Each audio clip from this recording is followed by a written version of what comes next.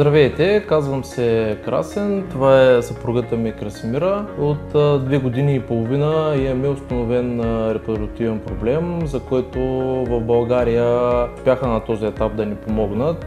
Затова решихме да се насочим към болница Мемориал по препоръка на наши близки и познати. От около 1 година сме пациенти на доктор Ипек, за която мога да кажа, че е изключителен специалист. На този етап е направила всичко, което е възможно по, така да се каже, нейните сили и възможности да реши нашия проблем. В този етап имаме една инвитро процедура, която, нали, така, за нещастие е неуспешна, но не по вина съответно на нашата докторка, а по други, нали, ред причини. Нали, надяваме така да бъде успешна. На този етап сме дошли за стартиране на втора инвитро процедура, която се надяваме вече да бъде успешна. Искам за първен път да благодаря на доктор Ипек за нейните грижи и усърдие, които полага, за да ни се случат, нали, нещата и да стигнем до успех. Благодарни сме на целия екип на болница Мемориал, който се е грижил за нас и продължава да се грижи за нас. И благодарни сме на целия екип на болница Мемориал.